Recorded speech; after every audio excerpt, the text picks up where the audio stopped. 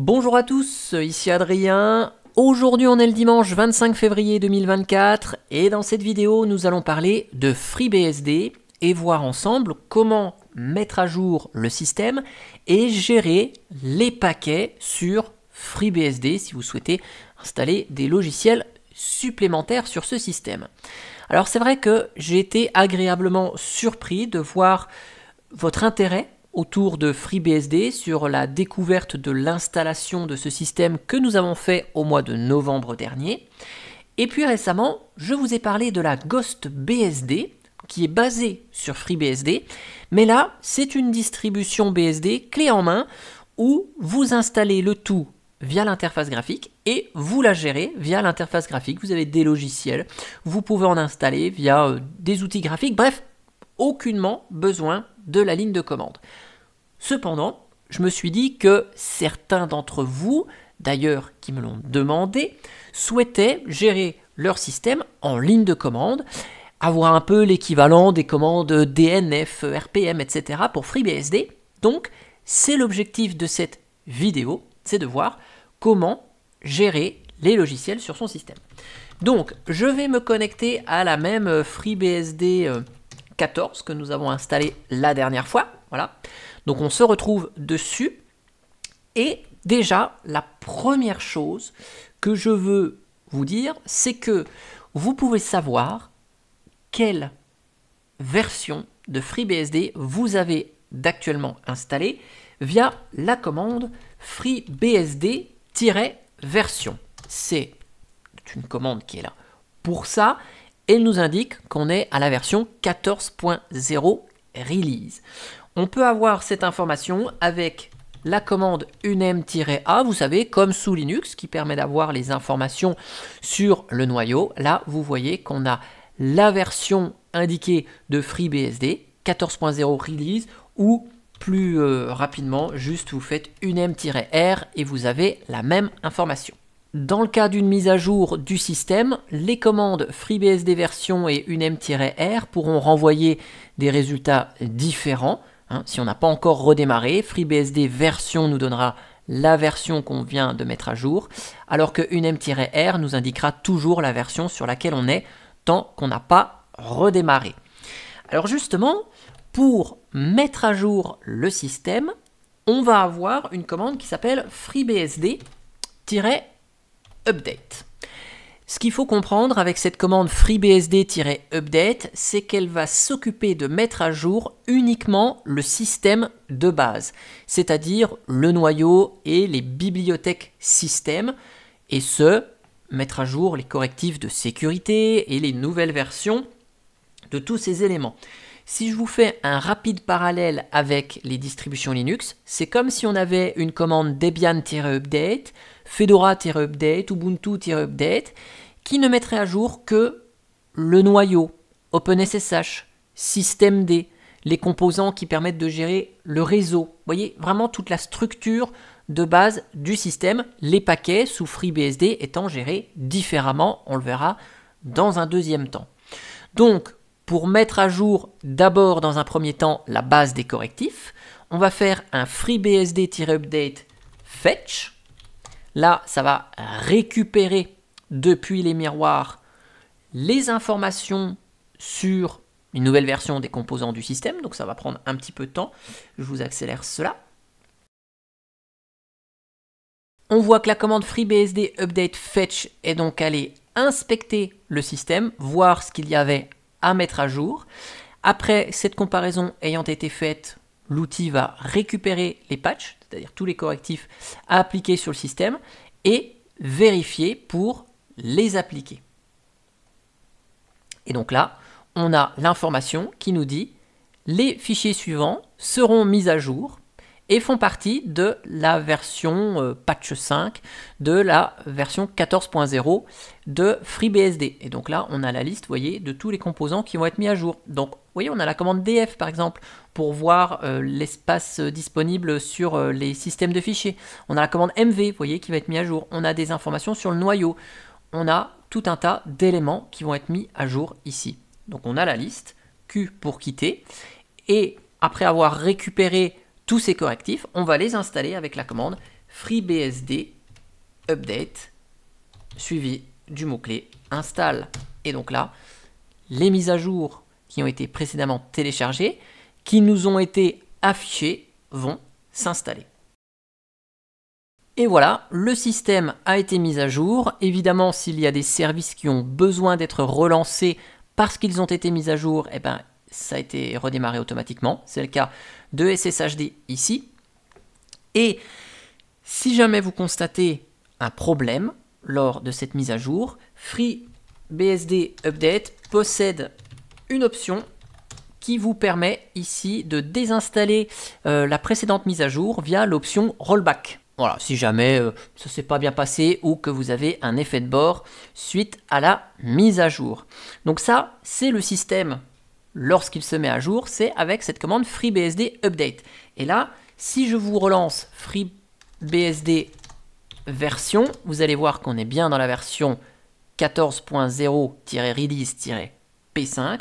Si je vous relance le unem-r, vu qu'on n'a pas redémarré, on est toujours sur le noyau qui a démarré la version 14.01. Donc on va rebooter notre FreeBSD. Hop, voilà. Donc notre FreeBSD est redémarré. Je me connecte dessus.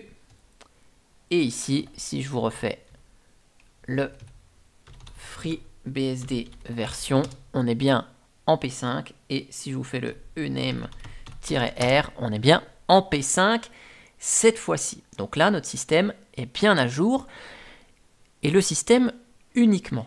Maintenant, on va parler de la gestion des paquets. Oui, les paquets qui sont en fait considérés comme, j'allais dire, des logiciels tiers pour FreeBSD sont gérés, eux, grâce à la commande pkg. Donc pkg help, vous allez voir toutes les sous-commandes qu'il existe à pkg. Nous, on va voir les principales, histoire que vous puissiez vous débrouiller. Alors, bien sûr, si vous avez déjà des paquets installés, comme sur Ubuntu ou Debian, vous avez pkg update qui va permettre de mettre à jour le catalogue localement sur le système, l'équivalent du apt update. Et puis après, si vous souhaitez mettre à jour l'ensemble des paquets installés sur le système, donc les logiciels tiers côté FreeBSD, c'est pkg upgrade, il n'y a rien d'extraordinaire là-dessus. Et là, vous voyez que le gestionnaire de paquets pkg possède une mise à jour. On va passer de la version 1.20.8 à la version 1.20.9. Je valide la mise à jour. Bref, c'est ce qu'on retrouve habituellement sur Ubuntu et Debian. Là où sur Fedora, ça va être intégré dans la même commande, le DNF upgrade fait tout. J'essaye de vous faire un petit parallèle par rapport à ce qu'on retrouve sur Linux. Alors maintenant, ce qui peut vous intéresser, c'est d'installer des logiciels supplémentaires sur votre FreeBSD. Je sais que certains d'entre vous aiment bien le logiciel Btop. Il n'est pas installé sur le système, donc comment l'installer? Eh bien c'est simple, on utilise cette même commande pkg, suivi du mot-clé install, et on va chercher le logiciel Btop.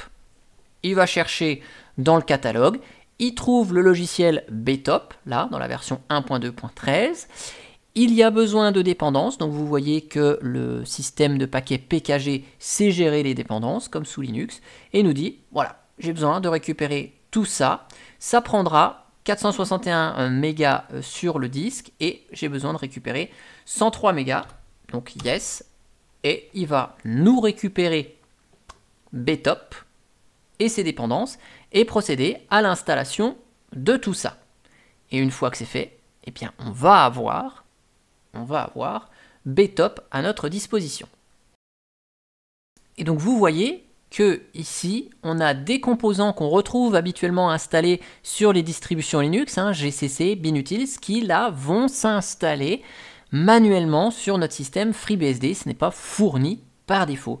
Et à partir de là, eh bien, si je lance la commande Btop, ça y est, ouf, j'ai mon outil. Alors, ok, et on a Btop qui fonctionne sur notre FreeBSD. Alors, vous dites, bon, c'est très bien, j'ai été emballé par Btop à un moment donné, et maintenant, j'en veux plus. Comment je supprime btop? Eh bien c'est simple, vous lancez la commande pkg suivi du mot-clé magique delete et vous mettez le nom du logiciel à supprimer, le nom du paquet à supprimer, donc pkg delete btop, et là il nous dit que le paquet btop dans sa version 1.2.13_1 va être supprimé. Et qu'est-ce que vous remarquez? Vous remarquez que seul btop est supprimé et les dépendances qui ont été installées précédemment ne l'ont pas été. Donc pour désinstaller ces paquets orphelins, il y a une commande magique qui est pkg auto remove, qui va consister simplement à détecter quels sont les paquets orphelins, c'est-à-dire des dépendances qui ont été installées et qui ne servent à plus aucun logiciel installé manuellement sur le système. Et là, notre pkg auto remove nous indique toutes les dépendances qui ont été précédemment installées et qui étaient nécessaires à btop, qui n'est maintenant plus installé sur le système. Et donc là, je fais yes et ces dépendances se désinstallent. Donc ça, c'est pour la partie installation, désinstallation de paquets. Bien sûr, si vous ne savez pas si un paquet est disponible dans FreeBSD par exemple, vous pouvez faire des recherches, soit par son nom, soit par une partie de son nom, avec pkg search, et puis je sais pas, moi, vous cherchez un logiciel que vous aimez bien. Par exemple, je sais pas, moi je cherche Nmon, je veux savoir si Nmon il est là, il est présent. Et bien là, je vois qu'en tapant Nmon, je n'ai pas le paquet Nmon à ma disposition. Il y a Nmon dans Common, il y a Nmon dans XFCE4 Genmon plugin, mais je n'ai pas le logiciel Nmon à ma disposition. Si je cherche FFmpeg, par exemple, là je vais le trouver. Vous voyez, j'ai un paquet FFmpeg, j'ai un paquet FFmpeg 4 pour la version 4 de FFmpeg. Donc avec pkg search, vous pouvez chercher des paquets. Vous avez vraiment une information très minime ici, la version et une description. Mais ça vous permet quand même, depuis le système, de partir à la recherche de paquets, savoir s'ils sont présents dans les dépôts pour pouvoir les installer. Et d'ailleurs, tant qu'on parle de recherche d'informations sur des paquets, vous vous rappelez le logiciel htop qu'on avait installé au moment de l'installation de cette FreeBSD 14, c'est un paquet que nous avons installé. Si vous souhaitez avoir des informations précises sur les paquets installés sur le système, vous avez à votre disposition la commande pkginfo suivie du nom du paquet htop. Alors là, je vais mettre volontairement un pipe less parce que la commande pkginfo peut vous retourner énormément d'informations. On va le voir ici. Donc première ligne, c'est le nom du paquet-sa version, exact. Et puis après, vous avez toutes les informations sur le paquet, le nom du logiciel, sa version, quand est-ce qu'il a été installé, donc c'était au moment où nous avons fait la vidéo au mois de novembre, la catégorie du paquet, sur quelle architecture on est, le mainteneur ici, le site web du logiciel en question, une petite description courte. On a ici la liste des options qui sont activées au moment de la compilation du paquet. Donc là, vous avez peut-être des informations qui peuvent vous intéresser si vous êtes dans des cas bien précis. Et dans les annotations, vous avez tout un tas d'informations sur la construction du paquet. Si vous êtes intéressé, vous avez la taille du paquet, la petite description ici. Et puis là, on a des informations supplémentaires qui nous donnent une comparaison entre la commande htop et top ici. Donc là, c'était pour la partie information sur les paquets. Si vous souhaitez savoir tous les paquets installés sur votre FreeBSD, vous avez à votre disposition la commande pkginfo avec l'option -q qui vous liste tous les paquets installés sur votre système. Donc là, on voit qu'on a pkg, le gestionnaire de paquets lui-même, et htop qui est installé ici. Et voilà pour cette petite présentation autour de la gestion des paquets sur FreeBSD, de la mise à jour du système lui-même. Bien sûr, on peut rentrer beaucoup plus loin. L'idée de cette vidéo, c'est juste de vous faire un petit kit de survie pour que vous puissiez vous débrouiller avec FreeBSD. Bien sûr, la documentation officielle pourra aller encore plus loin.